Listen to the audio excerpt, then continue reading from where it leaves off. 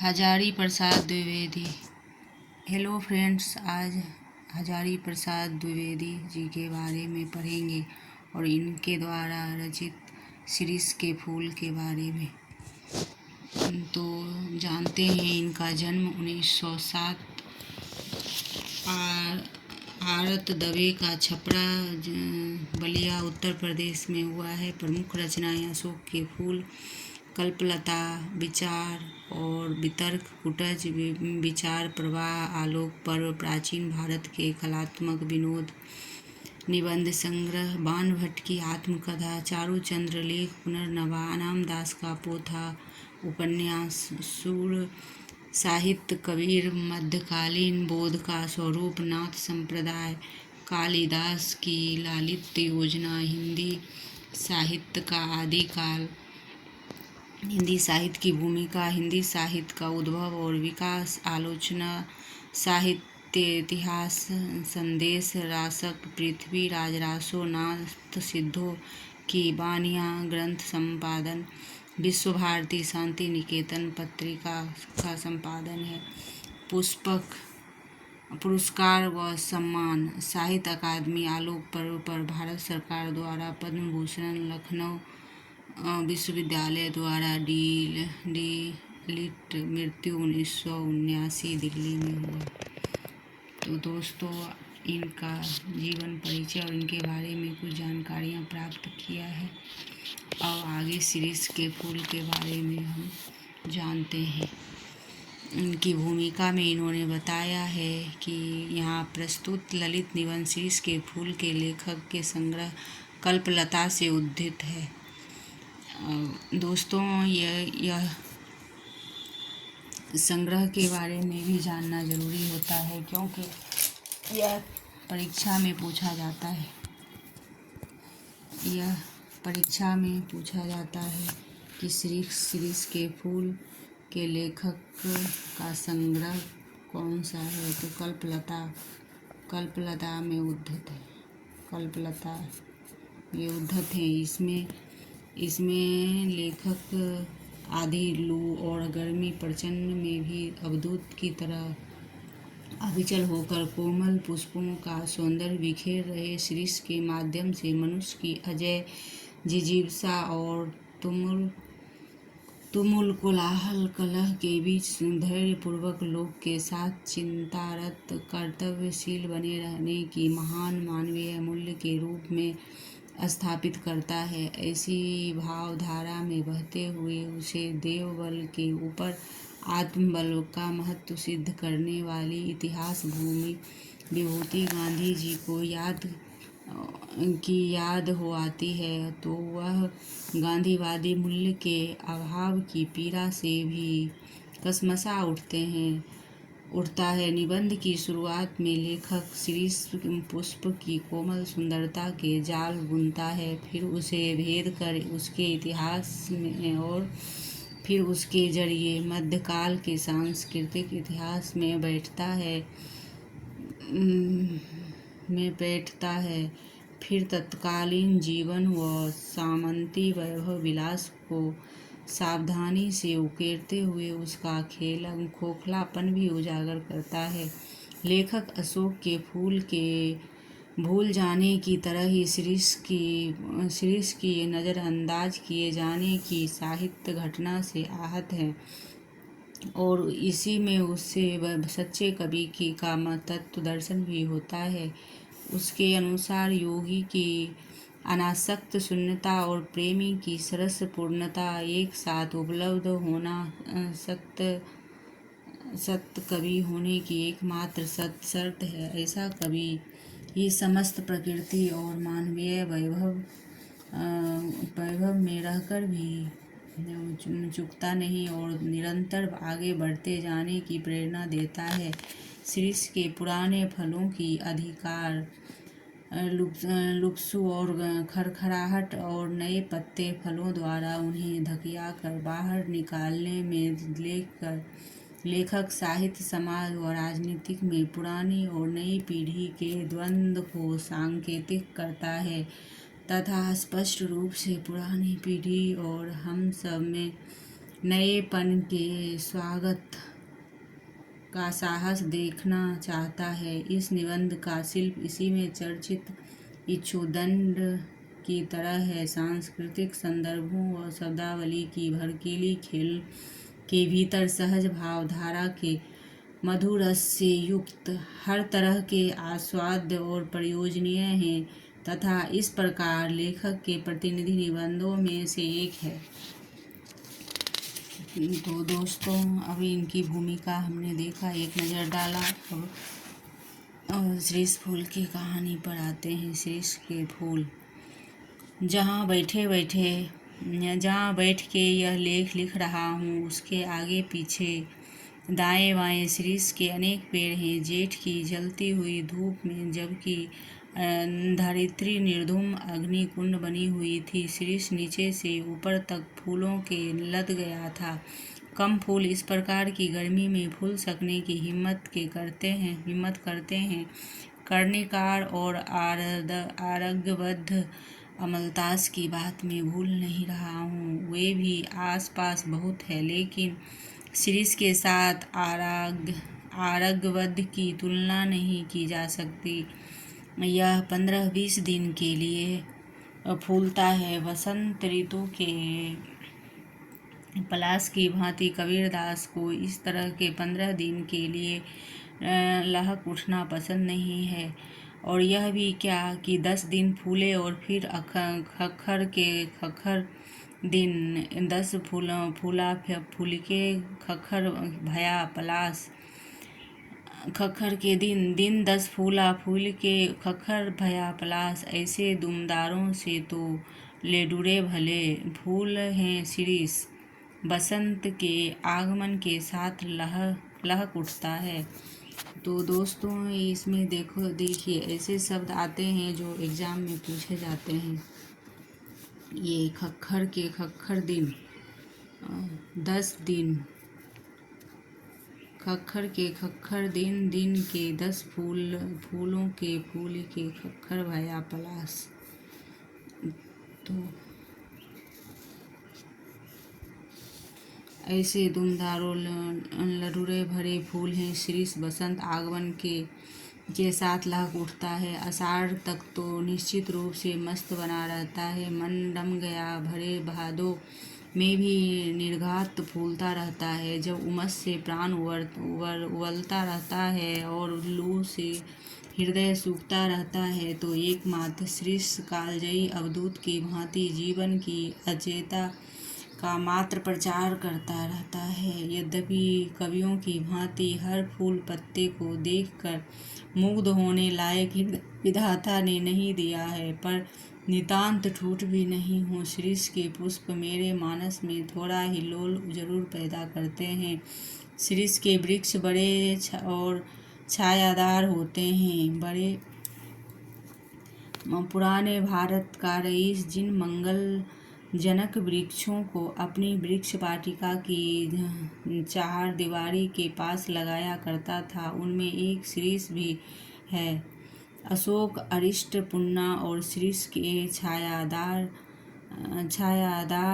घनम श्रीन हरितिमा से परिवेष्टित वृक्ष वाटिका जरूर ही मनोहर दिखती होगी। वात्स्यायन ने कामसूत्र में बताया है कि वाटिका के सघन छायादार वृक्षों की छाया में झूला लगाया जाना चाहिए। यद्यपि पुराने कवि बकुल के पेड़ में ऐसी दोलाओं को लगाया जाना चाहिए। यद्यपि पुराने कवि बकुल के पेड़ में ऐसे दलाओं को लगा देखना चाहते थे कि जब शीर्ष की भी क्या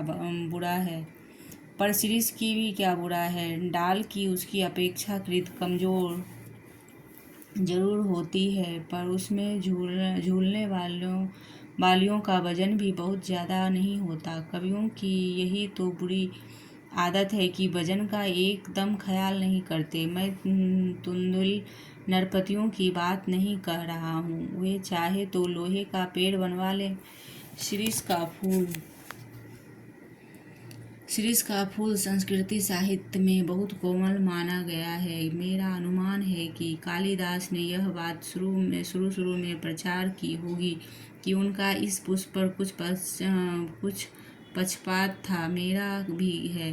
कह गए हैं कि शिरीष फूल केवल भौरों के पदों का कोमल दबाव सहन कर सकता है, पक्षियों का बिल्कुल नहीं। पदम सहित भ्रमरस्य पेलवम शिरीष पुष्पम न पुनः पत्रिणाम। अब मैं इतने बड़े कवि की बात का विरोध कैसे करूं? सिर्फ विरोध करने की हिम्मत ना होते तो भी कुछ कम बुरा नहीं था। यहाँ तो इच्छा भी नहीं। खैर, मैं इसमें दूसरी बात कह रहा था, शिरीष के दोस्तों, पक्षियों का बिल्कुल नहीं। तो ये ऐसे संस्कृत शब्द जो होता है वो परीक्षा में पूछा जाता है, किस जगह पर आया है। तो ये कालिदास जी के पदों से आया हुआ है।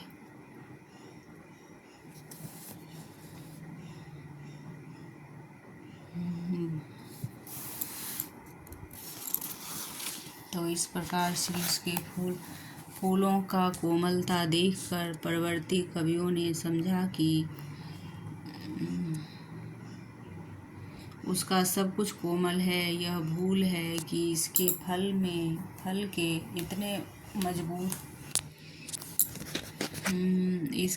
इतने मजबूत होते हैं कि नए फूलों के निकल आने पर भी स्थान नहीं छोड़ते। जब तक एक नए फल पत्ते मिलकर धकियार कर उन्हें बाहर नहीं कर देते, तब तक वे डटे रहते। वसंत के आगमन के समय जब सारी वनस्थली पुष्प पत्र से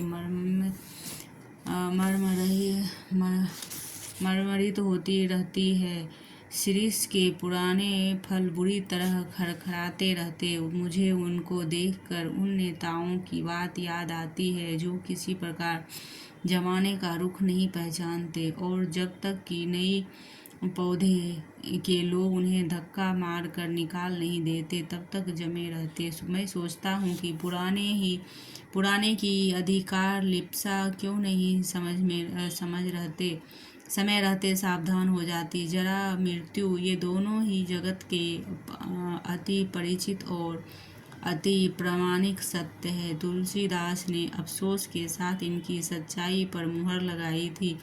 धरा को माँ प्रमाण यही, तुलसी को जो भरा सो झरा, जो बुरा सो बुताना, जो बड़ा सो बुताना। मैं शिरीष के फूलों को देखकर कहता हूँ कि क्यों नहीं फलते ही समझ लेते बाबा की झरना निश्चित है। सुनता कौन है? महाकाल देवता सपासप कोड़े चला रहे हैं, जीर्ण और दुर्बल झर रहे हैं। जिनमें प्राण कण थोड़ा भी उधरमुखी है वे टिक जाते हैं। तुरंत प्राणधारा और सर्वव्यापक कलाग्नि का संघर्ष निरंतर चल रहा है।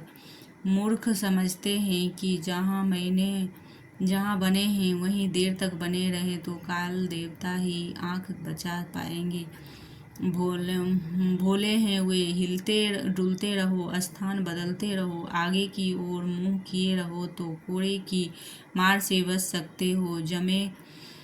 जमे कि मरे, एक बार मुझे मालूम होता है कि शिरीष एक अद्भुत अवधूत है जो दुखों को या सुख का हार नहीं मानता, ना ऊधों का लेना ना माधों का देना।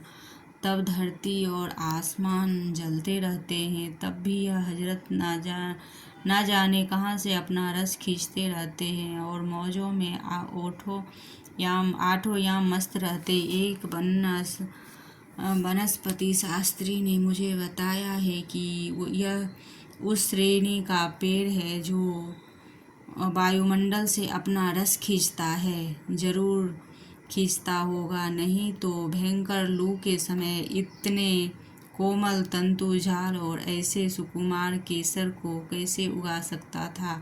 अवधूतों के मुंह से ही संसार की सबसे सरस रचनाएं निकली है। कबीर बहुत कुछ इस सीरीज के समान ही थे,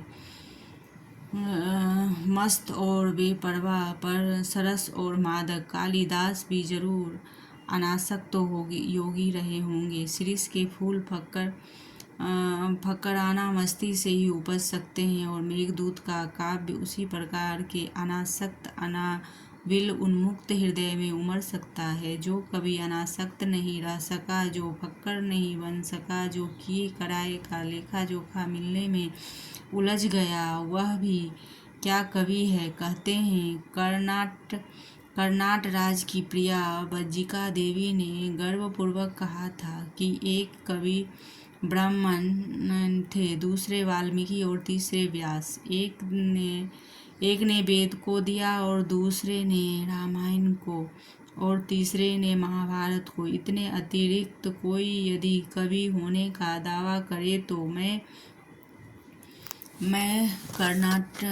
कर्नाट राज की प्यारी रानी उनके सिर पर अपना बायां चरण रखती हूँ। तेषां मूर्धनि ददामि वाम चरणम कर्नाट राजप्रिया। मैं जानता हूँ कि इस उपालंब से दुनिया का कोई कवि हारा नहीं है।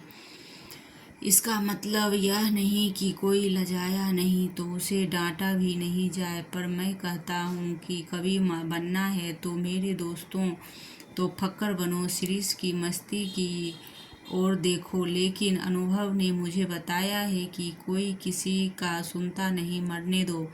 कालिदास वजन ठीक रख सकते हैं क्योंकि वे अनासक्त योगी की स्थिर प्रज्ञा वजन ठीक रख सकते हैं क्योंकि वे अनासक्त योगी की स्थिर प्रज्ञता और विदग्ध प्रेमी का हृदय पढ़ चुके थे। कवि होने से क्या होता है? मैं भी छंद बना लेता हूँ, तुक जोड़ लेता हूँ, और कालिदास भी छंद बना लेते हैं, तुक भी जोड़ सकते होंगे। इसलिए हम दोनों एक श्रेणी के नहीं हो जाते। पुराने हृदय ने किसी ऐसे ही दावेदार को फटकारते हुए कहा था कि वयमपि म काव्यः काव्यः कव्यस्ते कालिदासाधा। वयमपि काव्यः काव्यः कव्यस्ते कालिदासाधा। मैं तो मुग्ध और विस्मय विमूढ़ होकर कालिदास के एक एक श्लोक को देखकर हैरान हो जाता हूँ। अब इस सीरीज के फूल का ही एक उदाहरण लीजिए। शकुंतला बहुत सुंदर थी। सुंदर क्या होने से कोई जाता है? देखना चाहिए कि कितने सुंदर हृदय के वह सौंदर्य में डुबकी लगाकर निकला है। शकुंतला कालिदास के हृदय से निकली थी। विधाता की ओर से कोई कार्पण्य नहीं था, कवि की ओर से भी नहीं। राजा दुष्यंत भी अच्छे भले प्रेमी थे। उन्होंने शकुंतला का एक चित्र बनाया, लेकिन रह रह कर उनका मन खींच उठता था। कहीं न कहीं कुछ छूट गया है। बड़ी देर के बाद उन्हें समझ में आया कि शकुंतला के कानों में वे उस शिरीष का पुष्प को देना भूल गए हैं। उसके केसर गंडस्थल तक लटके हुए थे और रह गया था शरच्चंद्र की किरणों के समान कोमल और शुभ्र मृणाल का हार। कालिदास सौंदर्य के बाह्य आवरण को भेद कर उसके भीतर तक पहुँच सकते थे। दुख हो कि सुख, वे अपना भाव रस और अनासक्त कृपिबल की भांति खींच लेते थे, जो निर्दलित से इक्षुदंड से रस निकाल लेते हैं। कालिदास महान थे क्योंकि वे अनासक्त रह सके। कुछ यह अनासक्ति थी कि एक जगह में उन्होंने लिखा, राजोद्यान का सिंहद्वार कितना ही अभ्रवेदी क्यों ना हो, उसकी शिल्पकला कितनी ही सुंदर क्यों ना हो, वह यह नहीं कहता कि हममें आकर ही सारा रास्ता समाप्त हो गया। असल गंतव्य स्थान उसे अतिक्रम करने के बाद ही है। यदि यही बताना उसका कर्तव्य है। फूल हो या पेड़, वह अपने आप में समाप्त नहीं है, वह किसी अन्य वस्तु को दिखाने के लिए उठी हुई अंगुली है। यह इशारा है। शीर्ष तरु सचमुच पक्के अवधूत की भांति मेरे मन में ऐसी तरंगे जगा देता है तो ऊपर की ओर उठती रहती है। इस चिलकती धूप में इतना सरस और कैसे बना रहता है। क्या ये बाह्य परिवर्तन, धूप, वर्षा आदि लू अपने आप में सत्य नहीं है? हमारे देश के ऊपर से जो यह मार काट, अग्निदाह, लूटपाट, खून खच्चर और बवंडर बह गया है, इसके भीतर भी क्या स्थिर रहा जा सकता? शीर्ष रह सका है, अपने देश का एक बूढ़ा रह सका था। क्यों, मेरा मन पूछता है कि क्यों संभव हुआ? शीर्ष भी अवधूत है। शीर्ष वायुमंडल से रस खींचकर इतना कोमल और इतना कठोर है। गांधी भी वायुमंडल से रस खींचकर इतना कोमल और इतना कठोर हो सका। मैं जब जब शीर्ष की ओर देखता हूँ तब तब हुक उठती है, हाय यह अवधूत आज कहाँ है? तो दोस्तों, हमने शीर्ष के फूल का अध्याय पढ़ा।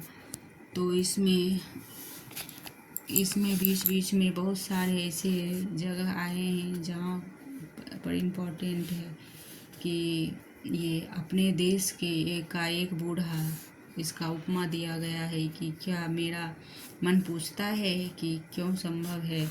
शीर्ष का भी अवधूत है। शीर्ष वायुमंडल से रस खींचकर कोमल और इतना कठोर है। गांधी जी भी वायुमंडल से रस खींचकर इतना कोमल कठोर हो सके हैं। तो जब जब शीर्ष देखता हूँ तो लेखक को इनके बारे में समझ में आता है कि कैसे वह स्थिर प्रज्ञ इंसान बन सके। वहीं पर कालिदास जी के बारे में भी उन्होंने बताया कि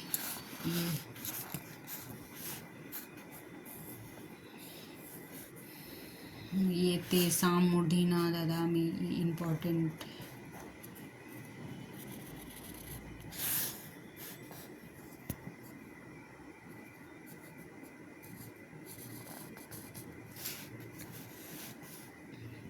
ये ऐसे शब्द हैं जो इम्पोर्टेंट होते हैं, जिसके बारे में एग्जाम में पूछा जाता है। शीर्ष के फूल में किनका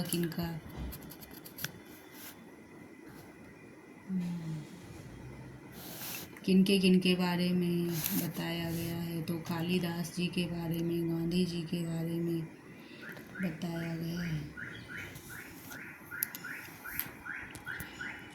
तो दोस्तों, आज शीर्ष का फूल पढ़ें।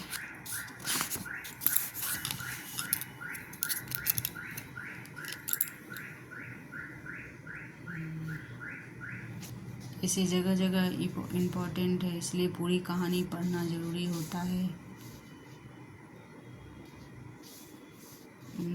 फक्करपना का है, मस्ती उपज है। मेघदूत के बारे में बताया गया है। ये कर्नाटक राज्य की प्रिया बज्जिका देवी। वाल्मीकि के बारे में बताया गया है। तीसरे व्यास, रामायण के तीसरे, महाभारत के। इस प्रकार शीर्ष के फूल के बारे में हजारी प्रसाद द्विवेदी जी ने बताया है।